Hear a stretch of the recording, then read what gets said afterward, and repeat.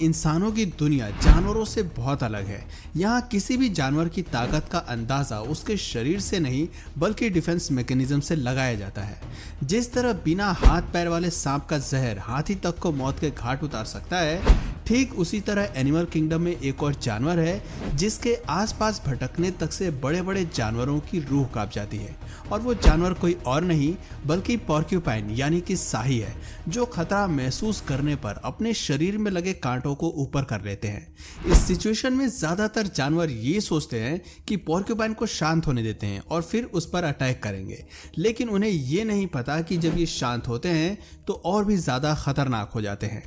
Ancient Greek philosopher Aristotle के बारे में शायद आप लोगों ने सुना होगा, जो एक ऐसे फिलोसोफर थे जिन्हें अलग अलग सब्जेक्ट्स की बहुत अच्छी नॉलेज थी। और इन्होंने आज से सैकड़ों साल पहले ये बता दिया था कि पोर्क्यूपाइन के नजदीक जाना खतरे से खाली नहीं है। और इन्होंने ये तक कहा था कि पोर्क्यूपाइन अपने शरीर में लगे कांटों को खतरा महसूस करने पर सामने वाले जानवरों के ऊपर शूट करते हैं। पर इनकी कही बात पर अंधा विश्वास करना बिल्कुल भी सही नहीं है, क्योंकि ये जो कह रहे हैं एक हद तक तो सही है, पर इसका एक और पहलू रिसर्च में सामने आया। असल में पोर्क्यूपाइन अपने कांटों को शूट करना जानते हैं, लेकिन ये किसी के ऊपर जानबूझकर हमला नहीं करते बल्कि रैंडमली शूट करते हैं। हाँ, अब भले ही कोई जानवर बीच में आ जाए और उसे कांटे लग जाए तो बात अलग है, पर यहाँ सबसे बड़ा सवाल ये आता है कि जब शिकारी जानवरों को पता है कि पोर्क्यूपाइन के कांटे नुकसान पहुंचा सकते हैं, तो वो लगातार इन पर हमला क्यों करते हैं? क्योंकि हम इंसानों की बात तो अलग है, हमें बिना मतलब का रिस्क लेना अच्छा लगता है, तभी तो हम स्काई डाइविंग जैसे खतरनाक स्पोर्ट्स को भी इतना ज्यादा बढ़ावा देते हैं। लेकिन जब बात जानवरों की आती है तो इनके लिए इनकी भूख सबसे ज्यादा जरूरी होती है और उसे मिटाने के लिए ये किसी भी तरह का रिस्क लेने के लिए तैयार रहते हैं। सबसे बड़ा उदाहरण आप जंगल के राजा शेर के रूप में देख सकते हैं, जो वैसे तो सभी तरह के जानवरों का शिकार करते हैं, लेकिन जब सूखा पड़ता है तो इन्हें दूसरे विकल्प देखने पड़ते हैं। कई बार तो ये इंसानों तक पर हमला करना शुरू कर देते हैं और कई बार इन्हें ना चाहते हुए भी पोर्क्यूपाइन को अपना शिकार बनाना पड़ता है। रिसर्च में ये पाया गया है कि जिन इलाकों में कम बारिश होती है वहां पोर्क्यूपाइन बड़ी बिल्लियों की डाइट में 28% शामिल होते हैं, लेकिन जिन इलाकों में अच्छी खासी बारिश होती है वहां ये केवल 4% पोर्क्यूपाइन ही बड़ी बिल्लियों का शिकार बनते हैं। यानी कि ये शेर का पसंदीदा शिकार तो नहीं है। अब भला कौन ये चाहेगा कि उनके चेहरे के चारों तरफ कांटे चुभ जाएं और उसे भयानक दर्द का सामना करना पड़े? लेकिन जो यंग लायन होते हैं वो दूसरे जानवरों के होने के बावजूद पोर्क्यूपाइन पर हमला करने से पीछे नहीं होते, क्योंकि यंग लायन को बिल्कुल भी अंदाजा नहीं होता कि जिसे वो छोटा साइज का जानवर समझ रहे हैं वो इन्हें कितने भयानक नुकसान पहुंचा सकता है। कई बार शेर पोर्क्यूपाइन के कांटों से घायल हो जाते हैं, तो कई बार कांटे शरीर के नाजुक हिस्से में लगने की वजह से शेर की मौत भी हो जाती है। अगर आप पोर्क्यूपाइन को ध्यान से देखेंगे तो ये इतने ज्यादा खतरनाक नहीं लगते हैं, सिर्फ इनके कांटे ही हैं जो जानवरों को डरा कर रखते हैं। जिसके पीछे एक बड़ा कारण ये भी है कि इनके कांटे काफी अजीब शेप के होते हैं, जो शरीर के अंदर जाने के बाद जल्दी निकलते नहीं हैं और हर दिन 1 इंच और अंदर ज्यादा गहराई तक जाते रहते हैं। यानी कि अगर जल्दी से इन कांटों को जानवरों के शरीर से नहीं निकाला गया तो इन्हें निकालना नामुमकिन सा हो जाता है। वैसे तो इनके कांटों में कोई जहर नहीं होता, लेकिन पोर्क्यूपाइन को कई सारी बीमारियां होती हैं जो इन कांटों के जरिए दूसरे जानवरों में भी चली जाती हैं। दोस्तों, अब ये सारी बातें सुनने के बाद कई लोगों के दिमाग में ये भी चल रहा होगा कि अगर इनके कांटे इतने ज्यादा खतरनाक हैं तो ये खुद पोर्क्यूपाइन को क्यों नुकसान नहीं पहुंचाते, क्योंकि ये जानवर भी दिन भर में तरह तरह की एक्टिविटीज तो करते ही रहते हैं, जिसकी वजह से इनके लंबे लंबे कांटे का इनकी स्किन में चुभ जाना कोई बड़ी बात नहीं है। पर दोस्तों, यहाँ पर इन्हें एडवांटेज ये है कि इन्हें अपने कांटों से एंटीबायोटिक प्रॉपर्टीज मिलती है, जिसका सीधा सा मतलब है कि अगर ये अपने कांटों से इंजर्ड हो भी जाते हैं तो इन्हें इन्फेक्शन नहीं होगा और इनकी बॉडी अपने आप ठीक होने लगेगी। पर अगर हम शेरों की बात करें तो दोस्तों, इनकी बॉडी के अंदर कांटे जाने के बाद क्या उन्हें निकाला जा सकता है? क्योंकि जब ये चीज़ डॉग के साथ होती है तो डॉग का ओनर उसे तुरंत हॉस्पिटल ले जाता है, डॉक्टर ट्रीटमेंट करते हैं और थोड़े ही समय में डॉग्स कंफर्टेबल हो जाते हैं। लेकिन वाइल्ड एनिमल के साथ इस तरह की मेडिकल ट्रीटमेंट करने वाला तो कोई होता नहीं है। ऐसी सिचुएशन में एक जानवर दूसरे जानवर की मदद लेकर इन कांटों को निकलवाने की कोशिश करता है। हालांकि ये प्रोसेस इतना भी आसान नहीं होता और इसमें जानवर को काफ़ी दर्द से गुजरना पड़ता है। और कांटे निकलने के बाद भी लाइफ इतनी सिंपल नहीं होती, क्योंकि हम इंसानों को अगर कहीं घाव हो जाता है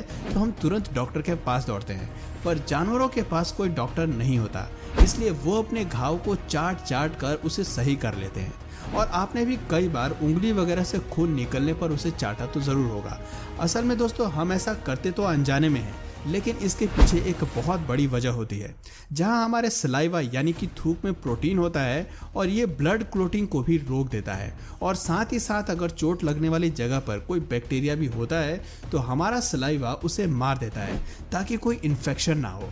खैर, अभी तो ये चीज़ें इतनी ज़्यादा चलन में नहीं है, लेकिन एक वक्त हुआ करता था जब लोग किसी भी चोट वगैरह के लगने पर खुद तो उस जगह को नहीं चाटते थे, लेकिन डॉग से घाव वाली जगह पर चाटने के लिए कहते थे, क्योंकि शुरुआत से ही सबको पता है कि डॉग्स बड़ी आसानी से अपने घाव को चाट कर ही ठीक कर सकते हैं। और तब इंसानों ने ये सोचा कि अगर ये अपनी चोट को चाटने से ठीक कर सकते हैं तो हमारी क्यों नहीं, इसलिए उन्होंने ऐसा करना शुरू किया। पर आप ऐसा करने की गलती बिल्कुल मत करिएगा, क्योंकि अगर आप चोट लगी हुई जगह पर अपने डॉग से चाटने के लिए कहेंगे तो आपकी चोट ठीक हो या ना हो, लेकिन इस बात की ज़्यादा संभावनाएं हैं कि डॉग के अंदर मौजूद इन्फेक्शन आपकी चोट के जरिए आपके शरीर में पहुंच सकता है और फिर लेने के देने पड़ जाएंगे। यानी कि अब अगर सारी चीज़ों का सार निकाला जाए तो एक चीज़ है कि पोर्क्यूपाइन से पंगा लेना अपने ही पैरों पर कुल्हाड़ी मारने के बराबर है, क्योंकि आप हाथी जैसे खतरनाक जानवरों में भी कुछ ऐसे हाथी मिल जाएंगे जो कभी किसी पर वार नहीं करते हैं,